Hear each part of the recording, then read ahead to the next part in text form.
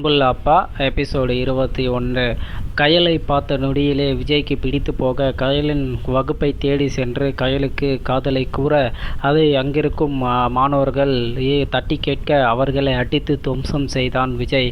பிறகு அந்த கூட்டத்தில் இருந்து ஒருவன், எங்கள் கிளாஸுக்கு வந்து எங்கள் கிளாஸ் பொண்ணுக்கு லவ் சொல்லிட்டு எங்கள் கிளாஸ் பசங்களை அடிச்சுட்டு நீ இங்கிருந்து போயிடுவாடா என்று கேட்டவாறு ஒருவன் வர அவனை கண்ட ராமுவோ, இல்லை இது ஏதோ மிஸ் அண்டர்ஸ்டாண்டிங்கு, இது உன் கிளாஸுங்கிறது எங்களுக்கு தெரியாது என்று கூறிக்கொண்டே அவன் உள்ளே வர அதை கண்ட விஜயோ, ராமு எதுக்கு நீ இவனெல்லாம் பார்த்து பயப்படுற, யார் இவன் சுண்டாக்கா மாதிரி இருக்கிறான் என்று கேட்க, இவனை பார்த்தாடா சுண்டாக்கா மாதிரி இருக்குது என்று எதிரில் நிற்கும் ஒருவன் கேட்க, அதற்கு அவனோ, இவன் பேர் ராக்கி, நம்ம ஆட போகிற டீமுடைய கேப்டனே இவன் தான், இப்போது இவன் வந்து நம்மளை என்ன பண்ண போகிறாங்கிறது நமக்கு தெரியலையாடா என்று தன் மனதில் நினைத்து கொண்ட ராமு, விஜய் வானும் சீக்கிரமாக இங்கிருந்து போயிடலாம் என்று கூறியவாறு விஜயின் கைகளை பிடித்து இழுக்க ஆரம்பித்தான். உடனே எதிரில் இருக்கும் ராக்கியோ, நீ ஒரு சாரி கூட கேட்காம இங்கிருந்து போயிடுவேடா என்று கேட்டவாறு வந்தான். பார்த்த விஜயோ, நான் என்ன தப்பு பண்ணேன், எதுக்கு நான் சாரி கேட்கணும்,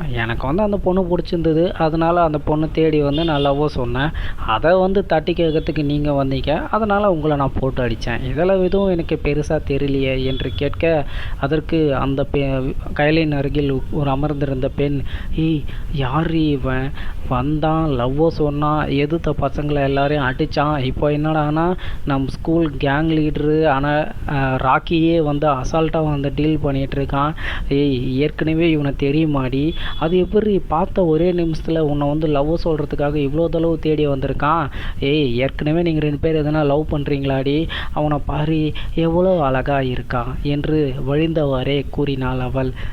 சும்மா இருடி, எனக்கே இங்கே என்ன நடக்குதுங்கிறது வந்து தெரியல, இதில் வேற ஒருத்தி குறுக்கில் வந்து பேசிகிட்டு இருக்கா, அவனை பார்க்குறதுக்கு கொஞ்சம் அழகாக தான் இருக்கான், ஆனால் பார்த்தா கொஞ்சம் எப்படி பாறான் இப்படிலாம் நடந்துக்கிறான் என்று அவளும் கூற, கயல் முறையாக ஒரு பையனை பற்றி இப்போ தாண்டி நீ சொல்கிற, எனக்கே ஆச்சரியமாக இருக்குது, சரி அப்போ உனக்கு அந்த பையனை பிடிச்சிருக்கா என்று அவள் கேட்க, அதற்குள் ராக்கிக்கும் விஜய்க்கும் அதற்குள் வாக்குவாதம் ஏற்பட்டது. நடுவில் நின்று ராமு தடுக்க, சரி ஏதோ இந்த முறை விளையாட வந்திருக்கிறதுனால உன்னை உயிரோடு இங்கிறது அனுப்புகிறேன், இதுக்கப்புறம் வேறு எதனா கயலை பார்த்து வந்து சொன்ன, இது உன் உயிர் உன் உடம்புல இருக்காதுடா என்று ராக்கி கூறி மிரட்ட, அதை கேட்ட விஜயோ, அப்படியா, அப்போது ஸ்கூலுக்குள்ளே வந்து லவ் சொன்னதுனால என்னை விடுறியா, சரி நாளைக்கு வெளியே வந்து லவ் சொல்கிறேன், அப்போ என்ன பண்ணுவ என்று அவன் கேட்க, அதற்கு ராக்கியோ கடும் கோபத்துடன் தனது அருகில் இருக்கும் ஒரு மேசையை ஓங்கி அடிக்க,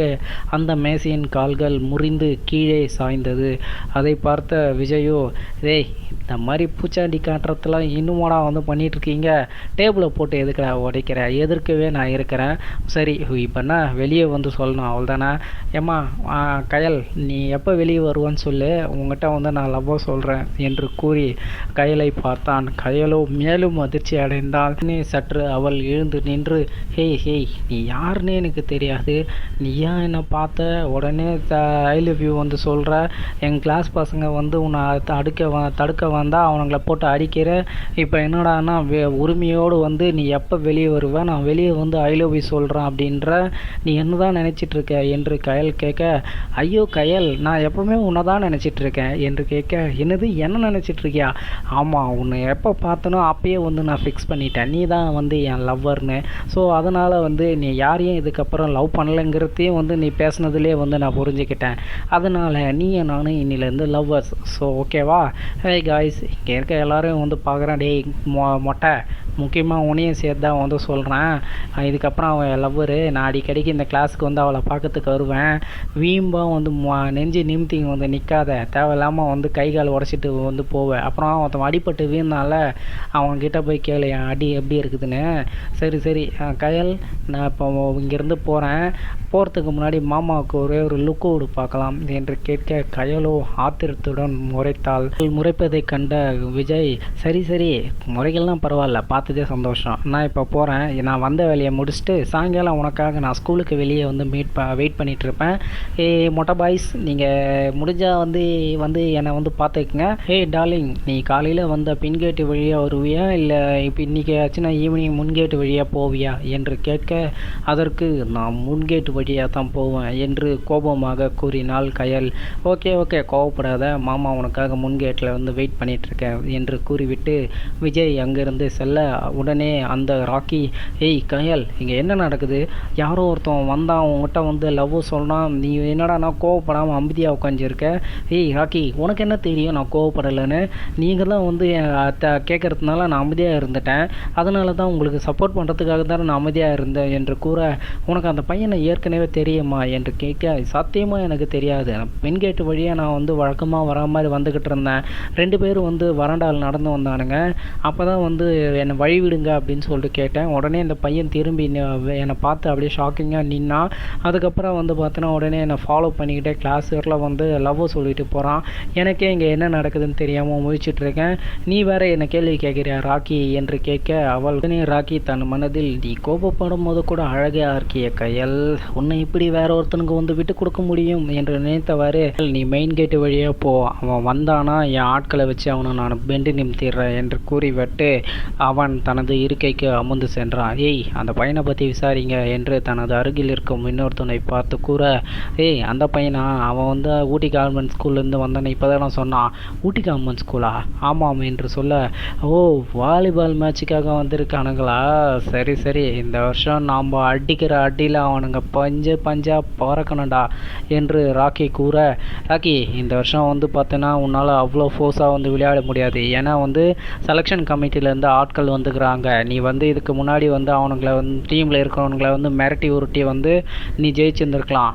ஆனால் இந்த முறை வந்து பார்த்தோன்னா செலெக்ஷன் கமிட்டி வந்ததுனால எல்லாரையும் வந்து பார்த்தீங்கன்னா அவங்க வந்து கண்காணிச்சிட்ருக்காங்க. அதனால் வந்து இந்த வருஷம் நீ வந்து அவனுங்களை விரட்டி உருட்டிலாம் வந்து ஜெயிக்க முடியாது. உன் திறமையை காட்டி தான் வந்து ஜெயிக்க முடியும் என்று மற்றொருவன் கூற, அதை கேட்ட, திறமை தானே, இத்தனை வருஷமாக வந்து நம்ம திறமையை வச்சு தான் நான் வின் பண்ணிகிட்ருக்கோம், இவனுங்களை எப்படி சமாளிக்கணுங்கிறது எனக்கு தெரியும் என்று ராக்கி கூறிவிட்டு, அதே சமயம் விஜயும் ராமுவும் நடந்து செல்லும் போது, அவன் எவ்வளோ பெரிய ஆள், அவன் வந்து ஒரு ரவுடியுடைய புள்ள, அவனை வந்து நீ வந்து பகைச்சிட்டு வந்துக்கிட்டே இருக்க என்று ராமு கேட்க, அதற்கு விஜயோ, நீ வேற ஏன்னா சும்மா ரவுடியோட புள்ள பணக்காரன் புள்ள அப்படின்னு, ஏன் அவனுங்களுக்குன்னு எதுவும் தனி இதுவெலாம் இருக்காதா? சரி, அந்த பொண்ணு எனக்கு பிடிச்சி போச்சு, அதனால் நான் போய் லவ் சொல்லிட்டேன். நான் இந்த எக்ஸாம் முடிஞ்ச உடனே இந்த ஸ்கூல்லே ஜாயின் பண்ணிடலாம்னு நினைக்கிறேண்ணா என்று கேட்க, அதற்கு ராமுவோ, உன்னை நம்பி தான்டா அந்த பூபாலன் சார் எவ்வளோ கஷ்டப்பட்டு டீமை கொண்டு வந்திருக்காரு. நீ என்னடானா அசால்ட்டாக வந்து இந்த எக்ஸாம் முடிஞ்ச உடனே இந்த ஸ்கூலில் வந்து ஜாயின் பண்ணிக்கிறேன்ற, அவனை அதுவும் அந்த மொட்டை ராக்கி காம்பரு அவங்ககிட்ட நீ மாட்டின உன்னை பஞ்சாக பிரிச்சுடுவான்டா. நீ வேற ஏற்கனவே அவனுங்களுக்கு நமக்கும் வாய்க்கா தகராறு, இது நடுப்புற போயிட்டு லவ் சொல்கிறேன்னு சொல்லிட்டு இன்னொரு பிரச்சனையை கொண்டுட்டு வந்திருக்க.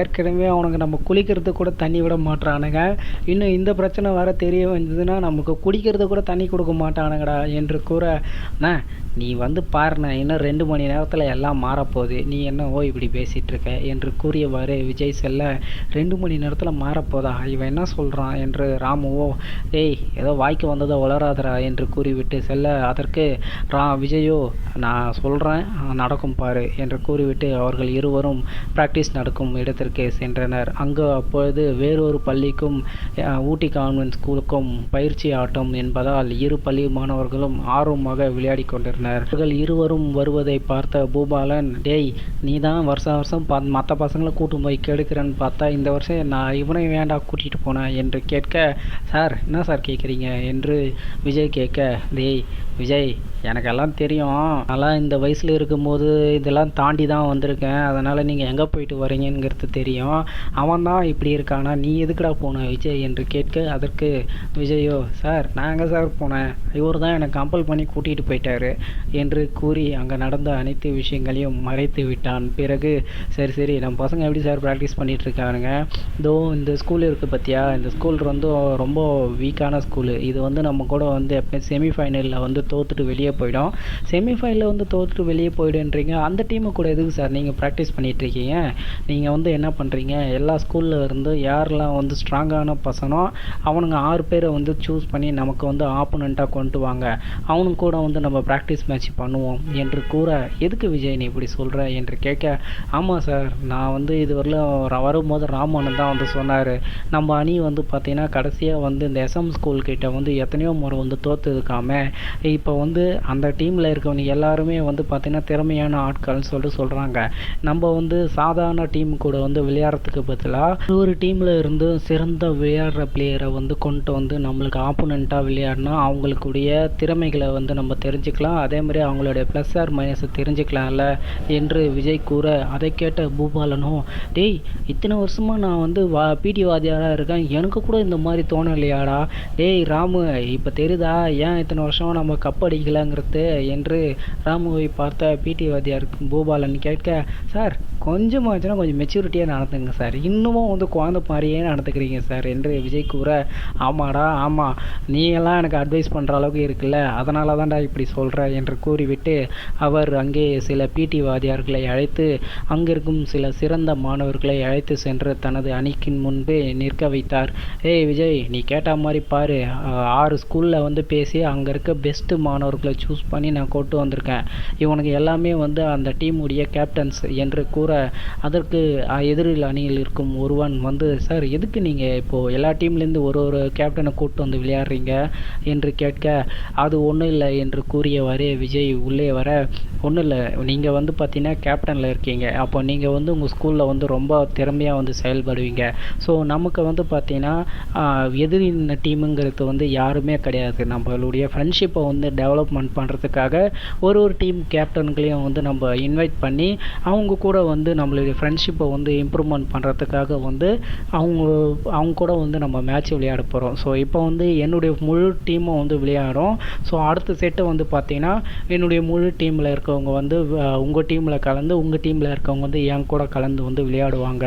இப்படி வந்து நம்ம செட் விளையாடி நம்ம ஸ்கூலுக்கு இடையில் இருக்க நட்பை வந்து இன்னும் வளர்த்துக்க பார்க்குறோம் என்று விஜய் கூற, கேட்ட பூபாலனும், என்ன சொல்கிறான் இவன், இப்போ தான் வந்து ஸ்ட்ராங்கான ஒரு டீமை கூட்டுவாங்க, அதுவும் கூட வந்து ப்ராக்டிஸ் பண்ணணும்னு சொல்லிட்டு சொன்னால், இப்போ இவனுங்க வந்ததுக்கப்புறம் வந்து அப்படியே மாற்றி வந்து உல்டாவாக அடிக்கிறானே, இவன் சொன்னதுக்கு இப்போ சொல்கிறதுக்கும் வித்தியாசமும் என்னன்னு எனக்கு தெரியலையே என்று குழம்பியவாறே அங்கே நின்று கொண்டிருந்தார். இருக்கும் அவனும், ஓ அப்படியா என்று கூறிவிட்டு, ஆமாம் என் பேர் வந்து விஜய், உங்கள் பேர் என்ன என்று கேட்க, என் பேர் வந்து விநாயகன் என்று அவன் கூறி மற்ற மாணவர்களை அவனுக்கு அறிமுகம் செய்து வைத்தார்.